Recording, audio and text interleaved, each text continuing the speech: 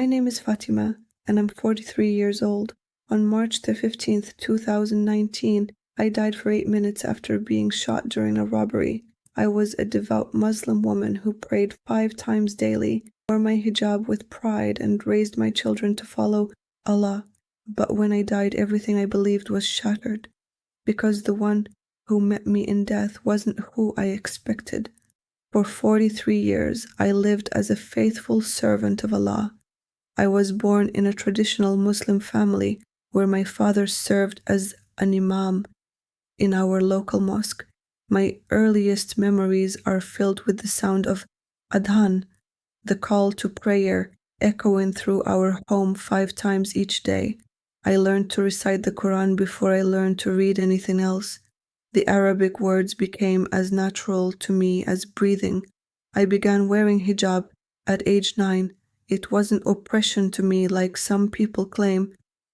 It was my identity, my pride, my obedience to Allah. Ask yourself this question. Have you ever been so certain of something that you'd stake your entire life on it? That was me with Islam. Every decision I made, every thought I had, every action I took was filtered through my faith. I married Abdullah when I was 22. He was a good Muslim man, devout and respectful.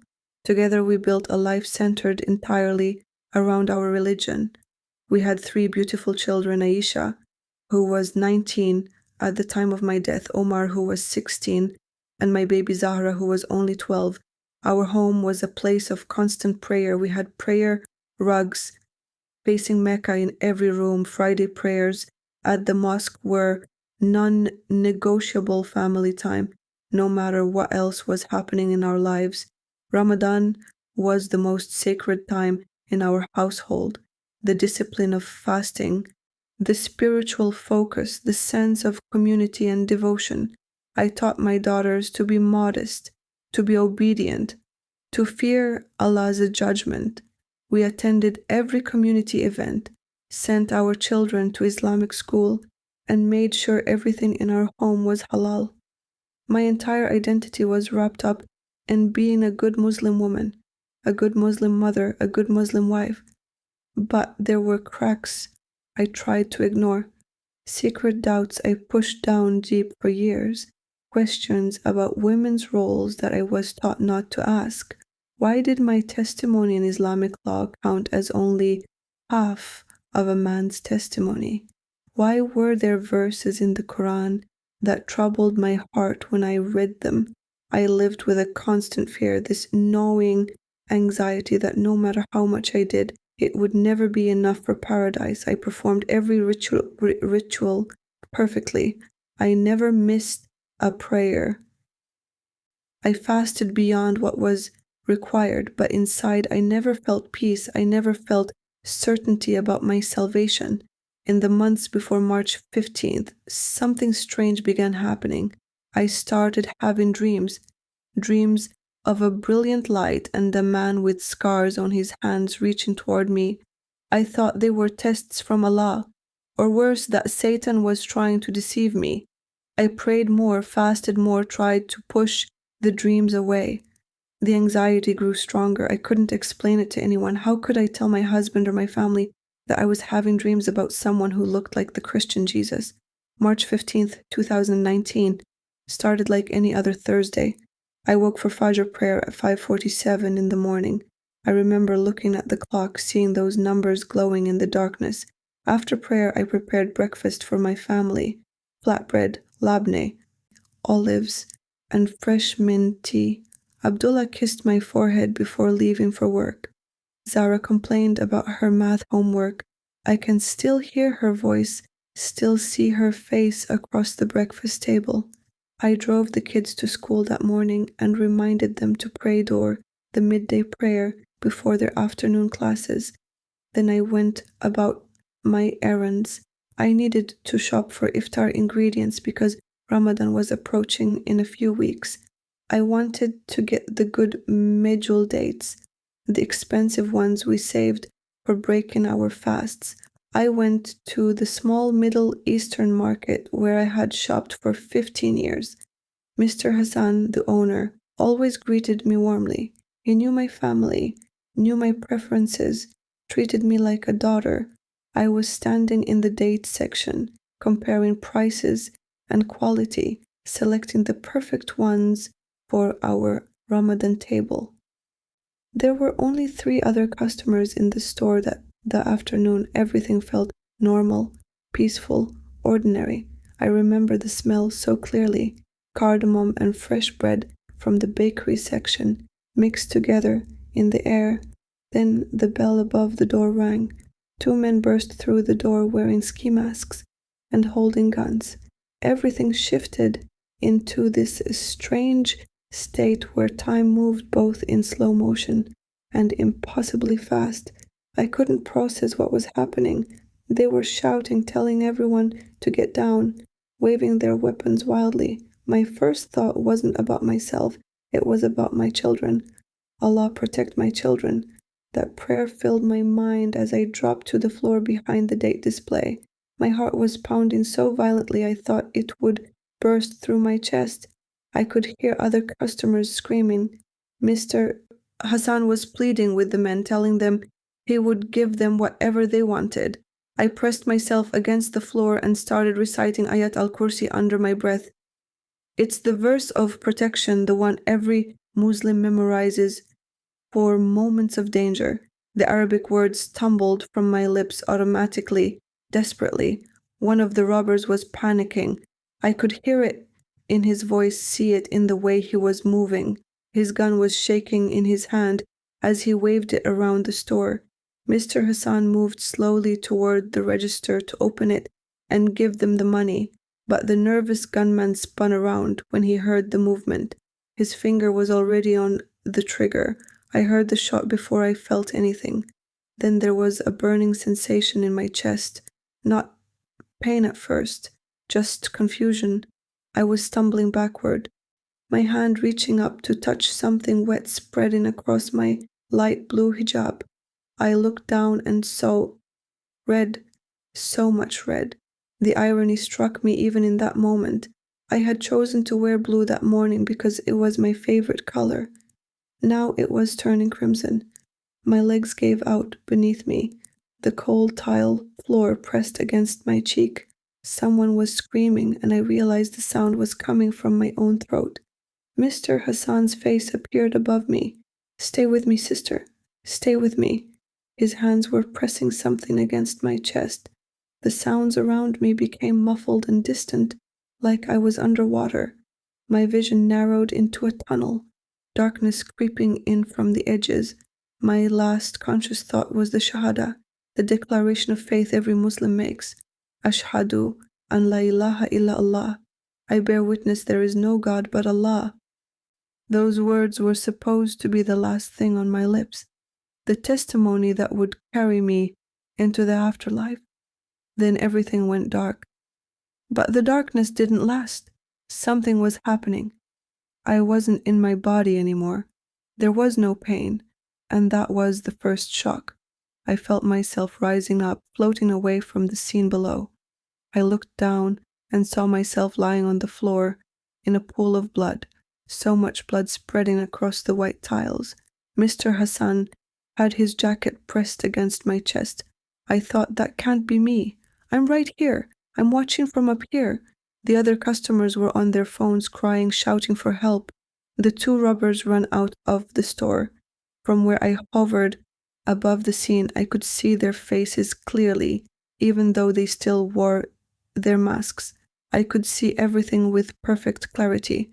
I watched the paramedics arrive, watched them rush to my body and start working frantically. One of them was shaking his head. "We're losing her." Another one said, "Keep going. She's got kids. Her wallet has pictures." This is where I expected the angels. According to everything I had been taught my entire life, the angels Munkar and Nakir would come to question me. I had prepared for this moment. Every Muslim prepares for the questioning in the grave, but nothing was happening the way I learned it would. Where was the bridge of Sirat? Where was the weighing of my deeds? Why wasn't anyone coming for me? I remained there, hovering above my body, tethered to it somehow but separate. The confusion grew into anxiety. Why isn't this happening the way it's supposed to? Where is Allah? Where are His angels? The paramedics kept working, the store filled with police and emergency personnel. But I stayed suspended between life and death, waiting for something, anything to happen according to what I believed. Then I felt it. A pull, not gentle but forceful, like being sucked through a tunnel at impossible speed. The store faded away, the paramedics and Mr. Hassan and my body on the floor all disappeared. I was moving through something I can't describe, colors that don't exist in the physical world, sounds that weren't quite sounds. The speed kept increasing. Terror gripped me because this wasn't right. This wasn't what was supposed to happen. I arrived in absolute darkness, not just the absence of light, but the presence of darkness itself. Have you ever been in a place so dark you can't see your hand in front of your face? This was darker than that. There was no up or down, no sense of direction at all. I was completely and utterly alone. I called out, "Allah, where are you?" My voice echoed back to me hollow and empty. I started reciting the Shahada again. There is no God but Allah, and Muhammad is His messenger. Over and over I said those words, but they felt powerless here. They felt like empty syllables disappearing into an infinite void. The panic set in fully then. Real, overwhelming panic that threatened to shatter my mind. This must be Barzakh, I thought. The barrier between life and the day of judgment. But why was I alone? I mentally reviewed my entire life. I prayed 5 times a day. I fasted during Ramadan. I gave zakat to the poor. I made Hajj to Mecca. Why would Allah leave me in this darkness? I was a good Muslim. I did everything right. Time lost all meaning in that place. I don't know if I was there for seconds or hours or years. The isolation was worse than any physical pain I had ever experienced. I could feel my sanity starting to slip away at the edges. Look inside your own heart right now. Have you ever felt completely abandoned by God? That's where I was. Abandoned in absolute darkness with no hope of rescue. Then I saw it. A pinpoint of light in the infinite darkness, so small at first that I thought I was imagining it, that my mind was creating something out of desperation. But it grew. Slowly, steadily, it expanded and moved closer. This wasn't like any light I had ever seen in life. It wasn't harsh or blinding in a painful way. It was inviting, warm, drawing me toward it without any force. My fear intensified. Every Islamic teaching I had ever received came flooding back. Satan appears as an angel of light. The hadith I had memorized warned about deception at the moment of death. This had to be a test. This had to be the devil trying to lead me astray.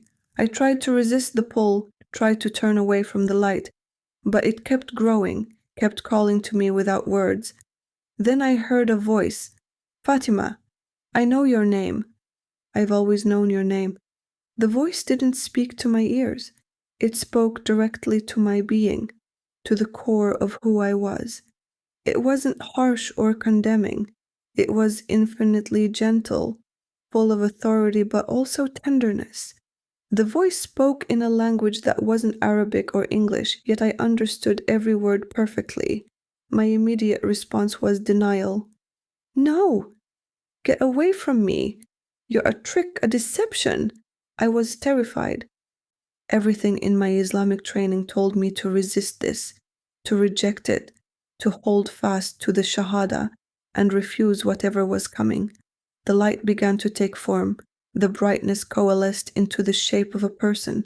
I couldn't see the face clearly because it was too brilliant, too full of glory, but I could see the form of a man wearing simple robes. His hands were extended toward me. That's when I saw them. The scars, deep holes in his wrists where nails had been driven through, marks on his feet, a wound in his side. My Islamic training kicked in immediately. Jesus didn't die on a cross. The Quran says he was raised up to heaven.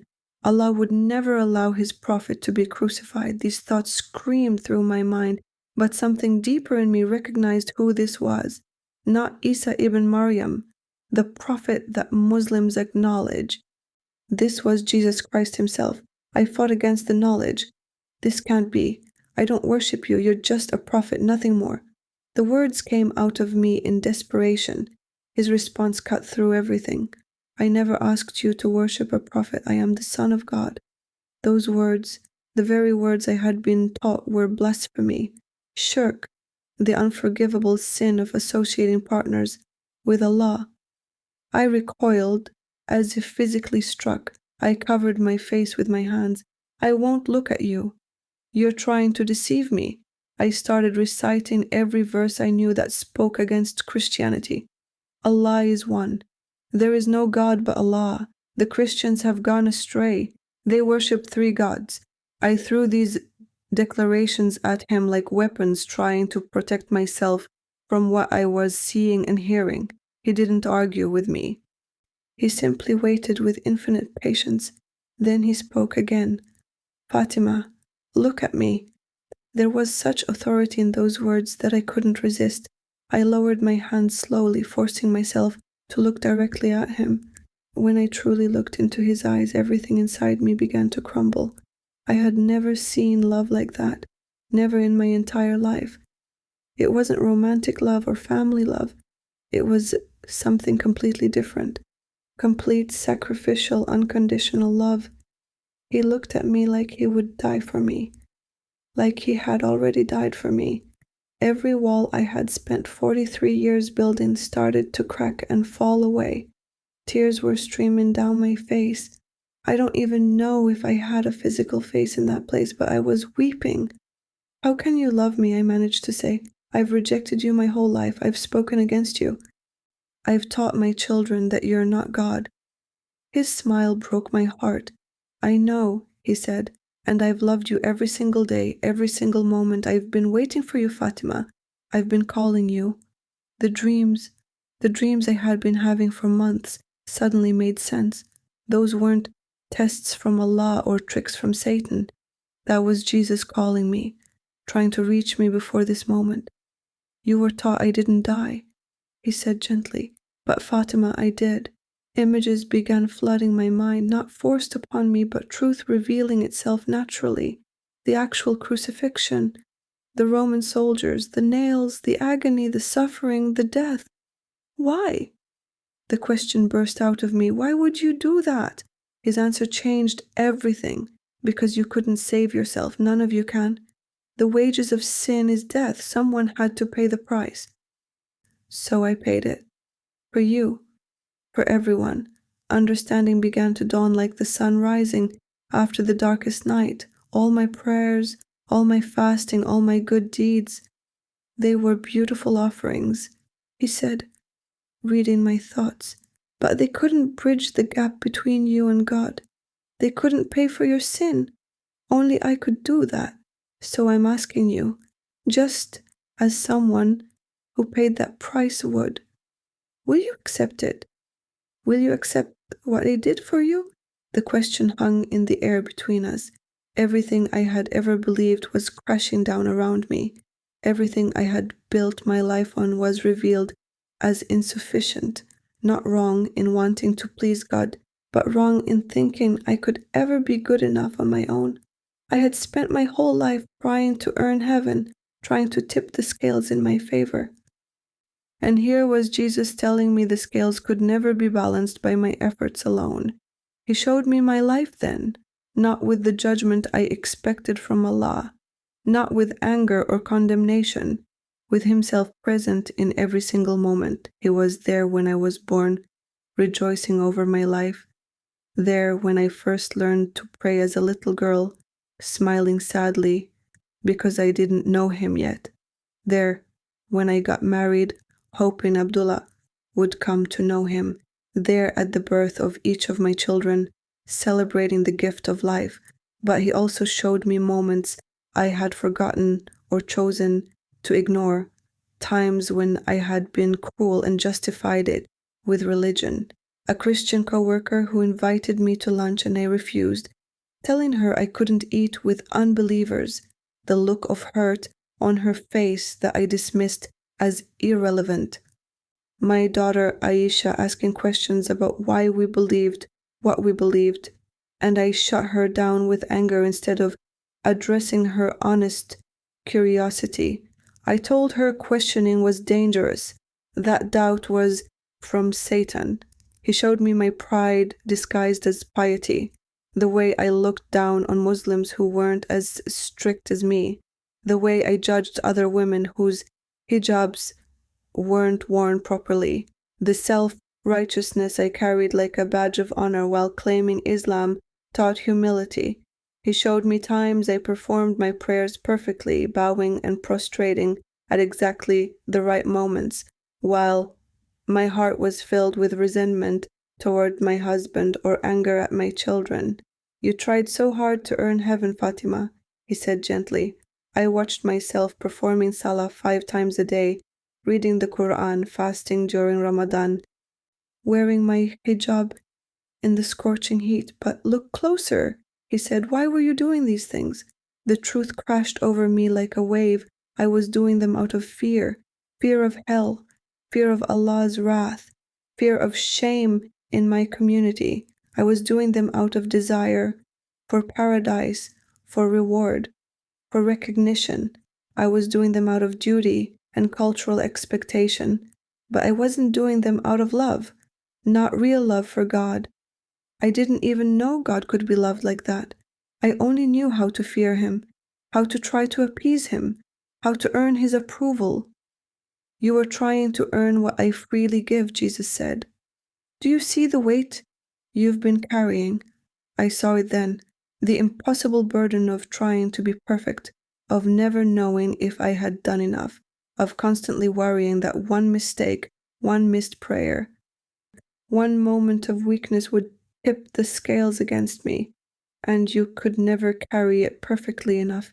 He said, no one can. That's why I came.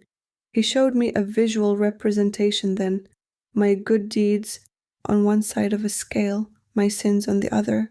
The sin side was heavier. All my prayers, all my fasting, all my charity, all my pilgrimage to Mecca, they weren't enough to balance the scale. No amount of religious practice could tip it in my favor. I stared at this reality in horror. Then Jesus stepped onto the scale on my side. Instantly, immediately, the balance became perfect. That's grace, Fatima, he said. That's what you've been missing your whole life. Grace. The word was foreign to me. Islam doesn't really have a concept of grace. Everything is about earning, deserving, performing, achieving. But grace means unearned favor, undeserved love, a gift that can't be worked for. But the doctrine still troubled me. Tawhid, the oneness of God. It's the central belief of Islam. You claim to be God's son, I said. That means there are 2 gods. That's shirk. That's the one sin Allah will never forgive. His patient explanation came. The Father, Son, and Holy Spirit are one God. Not 3 gods, one God in 3 persons.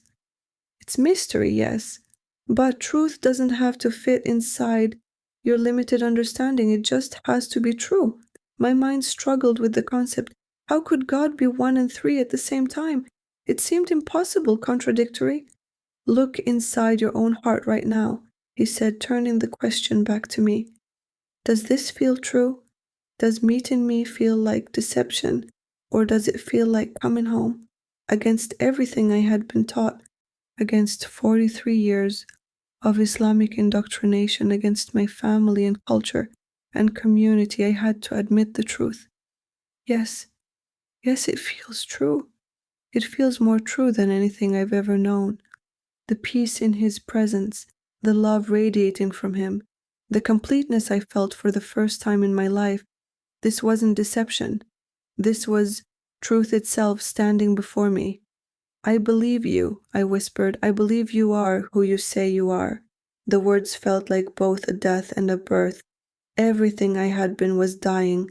Everything I was meant to be was being born. But then reality crashed back in. What about my family? What about Abdullah? What about my children? The cost became very real in that moment. They will reject you, Jesus said simply. You know this. I did know it. Apostasy in Islam is punishable by death in some places. Even in countries where it's not legally punishable, the social death is complete.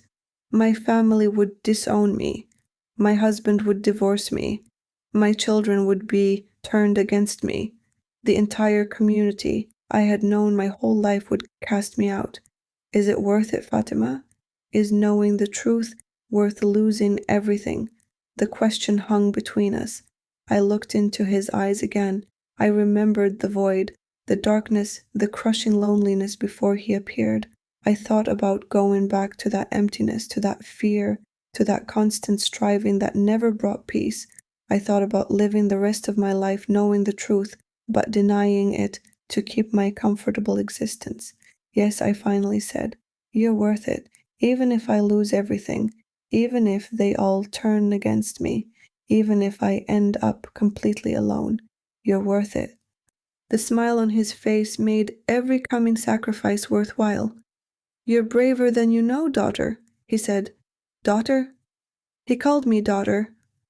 Not slave, not servant. Daughter. I'm God's daughter? Not his slave? You were never meant to be a slave, he said.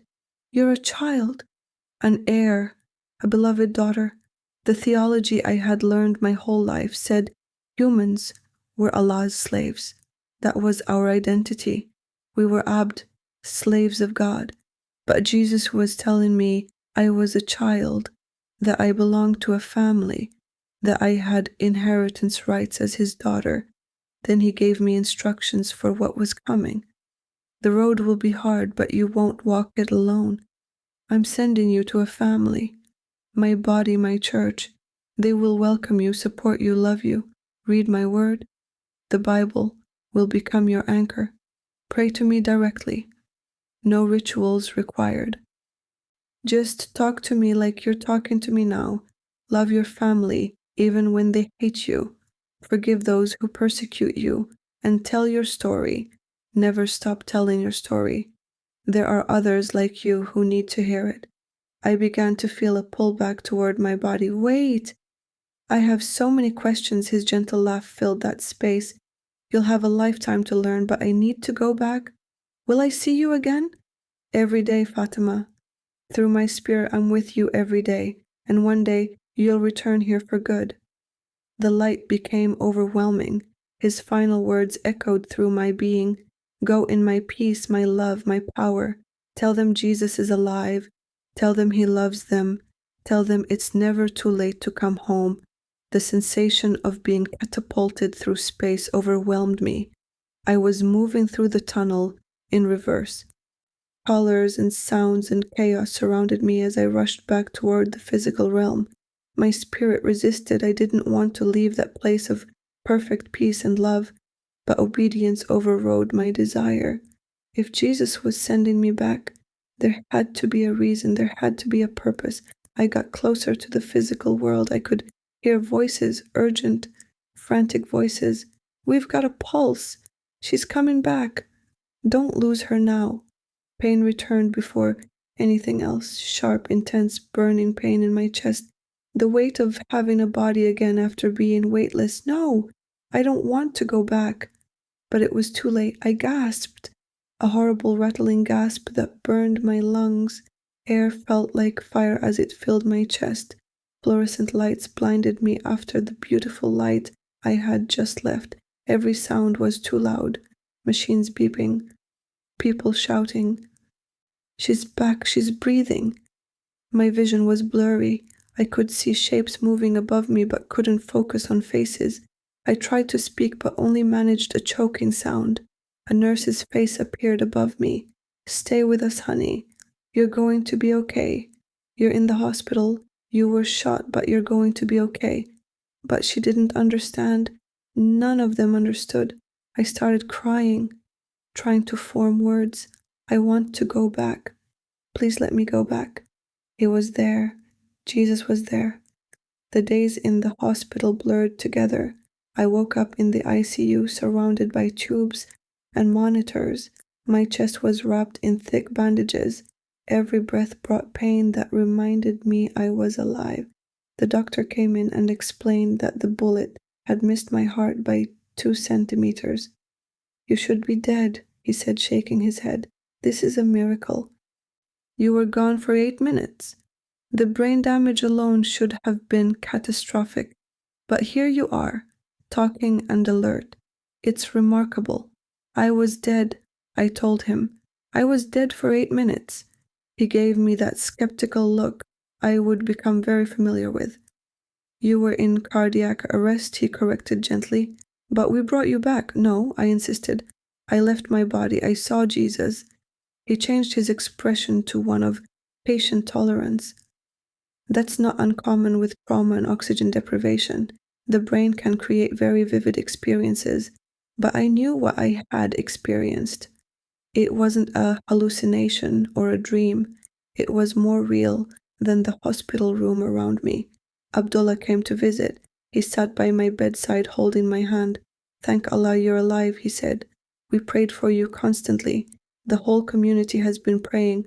I looked at his face, this man I had been married to for 21 years, and I knew I was about to lose him.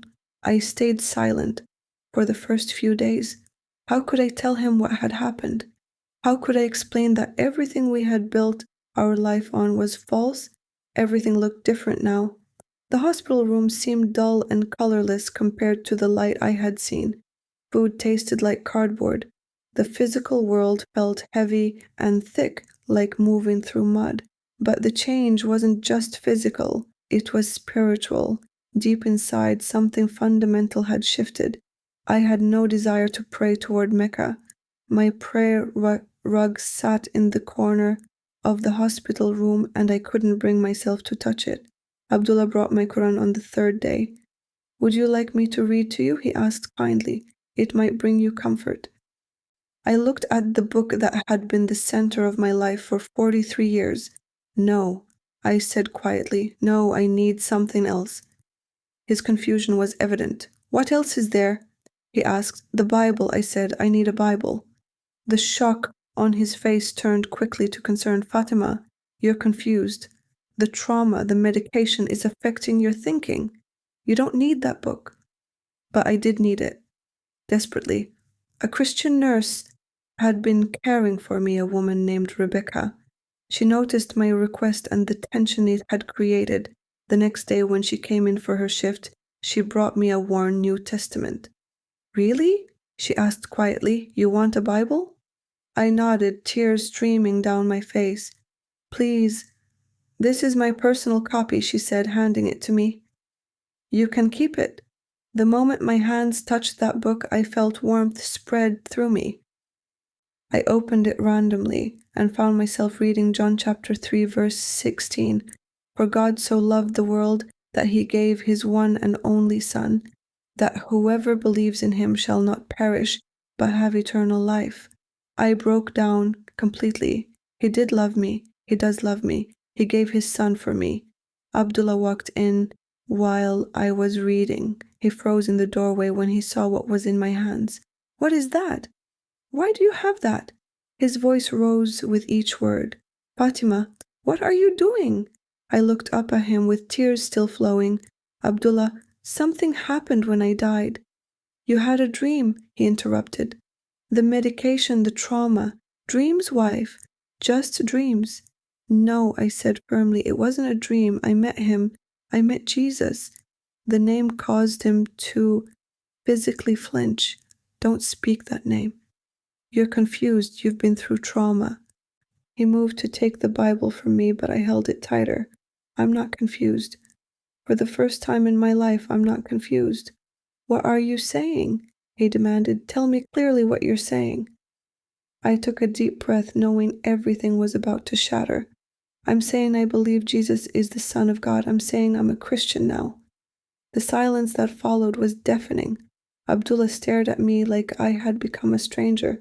"You don't know what you're saying," he finally whispered. "I do," I replied. "I absolutely do. I know this is hard to understand. I know this seems impossible, but I can't deny what I saw. I can't deny what I know now." His shock turned to anger. "This is that nurse. She brainwashed you while you were vulnerable. No one brainwashed me. Jesus himself appeared to me. I met him. He's real, Abdullah. He's alive." Abdullah began calling family members. Within an hour, my hospital room was filled with relatives. My mother-in-law was wailing. "What has happened to you? What has Satan done to our daughter?" They gathered around my bed, reciting verses from the Quran, trying to cure me of what they believed was demonic possession or mental illness. The imam from our mosque came and spent 2 hours trying to reason with me, then threatening me, then pleading with me. "Ask yourself this question," I said to all of them. "What would make someone risk everything? What would make someone throw away their entire life? Would I do this for a hallucination? Would I destroy my family for a dream? I saw him. I know him now, and I can't unsee what I've seen. I can't unknow what I know." Abdullah gave me an ultimatum before he left that night. "Renounce this foolishness or I will divorce you. You will lose your children. You will lose everything." I felt my heart breaking into pieces. "Then I guess you'll divorce me, because I can't deny Jesus. I won't deny him, not after what he did for me." I was released from the hospital after 2 weeks. Abdullah refused to take me home. "You're not welcome in my house as an apostate," he said coldly. My brother came to pick me up instead.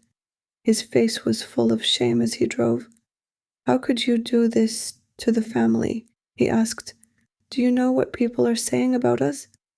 We drove past my house and I saw my children in the window. Zara's confused little face pressed against the glass.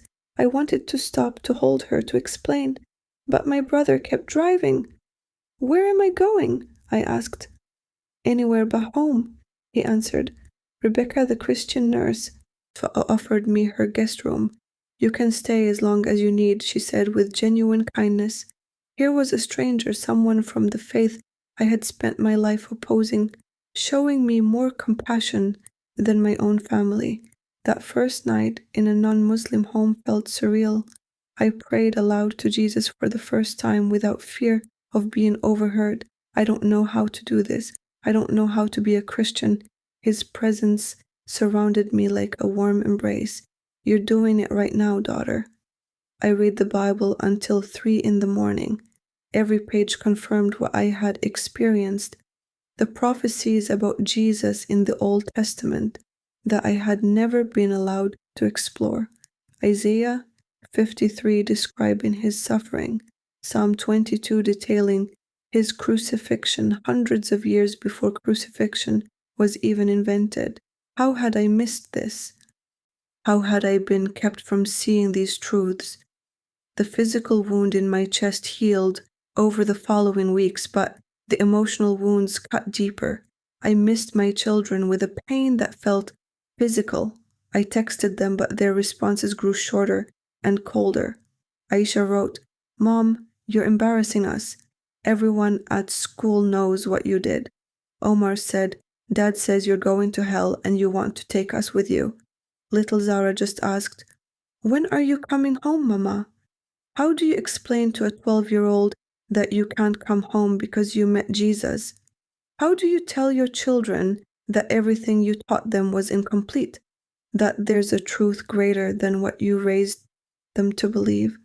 I cried myself to sleep most nights, but underneath the grief was a peace I had never known in my old life, a peace that truly surpasses understanding. Rebecca invited me to her church. I was terrified walking through those doors. I had been taught my entire life that churches were houses of shirk, places where people committed the unforgivable sin. I wasn't wearing hijab anymore. For the first time in 34 years, my hair was uncovered in public. I felt naked and exposed, but also strangely free. The pastor greeted me at the door. "We've been praying for you," he said. "Rebecca told us your story." "Welcome home, sister." Home. He called the church home, People I had never met embraced me like family. During worship, they sang songs about Jesus with such joy and intimacy, not just praising God's power and greatness, but singing about personal relationship and love. How He loves us, oh, how He loves us. I sobbed through the entire service. The sermon that day was about the prodigal son, about a father who runs to embrace his child who wandered away, about celebration when the lost comes home. I understood then that I was that child. I had been lost my whole life trying to earn my way to God through works and rituals, but Jesus had run to me. He had embraced me. He had brought me home.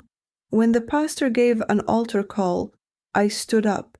I had already accepted Jesus in that place between death and life, but I needed to declare it publicly. I needed to make it official before witnesses. I walked to the front with tears streaming down my face. The congregation prayed over me and welcomed me into the family of God. I started taking classes to learn about Christianity. The concept of grace was so foreign to me. You mean I don't have to earn God's love? You mean it's a gift that I just receive? The freedom in that truth was overwhelming. I studied with Rebecca, asking hundreds of questions. She helped me understand apologetics, the evidence for Christianity, the historical proof of Jesus' resurrection, the prophecies he fulfilled, the reliability of the biblical manuscripts. My baptism day came 3 months after leaving the hospital. The pastor asked me in front of the whole congregation, "Do you believe Jesus Christ is Lord? Do you believe He died for your sins and rose again on the 3rd day?" "I do," I answered. "With all my heart I do. I believe going under the water represented the burial of my old life. Coming up out of the water represented my new life in Christ. I was a new creation. The old Fatima was dead. Faith was born. The divorce papers were served a week later. Abdullah's lawyer said he was being generous by not taking absolutely everything. I lost the house, most of our possessions, almost everything I had accumulated in 21 years of marriage. The custody battle was brutal. The judge awarded Abdullah primary custody of the children. Given the mother's recent instability and dramatic religious conversion, I heard him say, "It's in the children's best interest to remain primarily with their father." I was granted supervised visitation only. Instability. They called meeting Jesus instability. My own children were being told I was deceived, dangerous, mentally ill. The visits with them were awkward and painful. Zara would cry, "Why can't you just come home, Mama? Why can't things go back to normal?" "Baby, I wish I could explain," I told her, "but I can't deny what I know's true." My mother called me one final time. "You are dead to me," she said. "You have chosen hell. Don't drag us down with you." The line went dead. My entire extended family cut off all contact. Former friends crossed the street to avoid me. On social media, the attacks were vicious: apostate, traitor, betrayer of Islam. Death threats filled my inbox. "We know where you live. You deserve what's coming to you." I had to move for my own safety. The loneliness was crushing at times, but my church family surrounded me with love and support. "You're not alone," they kept telling me. "You have us. We're your family now." And they proved it with actions. They helped me find an apartment. They provided furniture and groceries. They prayed with me and for me. They became the family I had lost. I devoured the Bible. And the Old Testament prophecies about the Messiah were everywhere once I had eyes to see them. How had I missed them before? Daniel's 70 weeks predicted the exact timing of Messiah's coming. Micah said he would be born in Bethlehem. Zechariah described him being pierced, all of it pointing to Jesus, all of it fulfilled perfectly. My prayer life completely transformed. It wasn't ritual anymore. It was conversation. I talked to Jesus while cooking breakfast, while driving to work, while falling asleep at night. It was like having a friend who was always present, always listening, always caring. Because he was present, he had promised never to leave me, and I felt his presence constantly. Other Muslim women started reaching out to me secretly. Is your story real? Did this really happen? They had questions they were afraid to ask anyone else. We feel it too, they confided. The emptiness, the fear, the sense that something is missing. I met with them quietly, sharing my testimony, showing them the prophecies, explaining the gospel. The first woman I led to Christ was named Amira. She became one of my closest friends. If you could handle the persecution, she said, then so can I. I realized this was why Jesus had sent me back. Not to have an easy life, not to keep my comfortable existence, but to be a witness, to be a voice for other Muslim women who were searching for truth. I started a small support group for ex-Muslim Christians. We met in secret at first because the danger was real, but we supported each other through the isolation and rejection. Look inside your own heart right now. Have you ever sacrificed anything for truth? Have you ever chosen what's right over what's comfortable? That's what these women were doing, leaving everything behind to follow Jesus. And I got to walk with them through it because I understood their pain uniquely. I tried to maintain whatever relationship I could with my children. I prayed for them every single day. Lord, save my babies. Open their eyes to see you. Little breakthroughs came slowly. Zara started asking questions during our visits. Mom, do you really believe you saw Jesus? Yes, sweetheart. More sure of that than anything else in my life. What was he like? I described his love, his gentleness, his scars, his perfect acceptance. Her eyes filled with tears. I wish I could meet him too. You can, baby, I told her. You can know him too. Abdullah found out about our conversations and limited my visitation even more. You will not evangelize my children, he warned. The pain of being separated from them was the hardest part of this journey. But I trusted God with their souls. He loved them even more than I did. He could reach them in ways I couldn't. 3 years have passed since March 15th, 2019. I live simply now in a small apartment with humble means, but I'm richer than I ever was before. My relationship with Zara has been slowly improving. She asked recently if she could visit my church. Aisha is still angry and distant, but I keep praying. Omar has softened slightly. Maybe Mom isn't completely crazy, he told Zara. I work part-time and do ministry part-time. God provides in unexpected ways. Money appears when I need it. Opportunities open up just when I'm running out of options. He has shown me again and again that he's faithful. I've learned to trust him completely. Do I miss my old life sometimes? Honestly, yes. I miss my marriage. I miss having my family intact. I miss the cultural celebrations and the sense of belonging to a community. I miss the security of knowing where I fit. But would I go back? Never. Not for anything, because I've tasted and seen that the Lord is good. I've experienced His presence.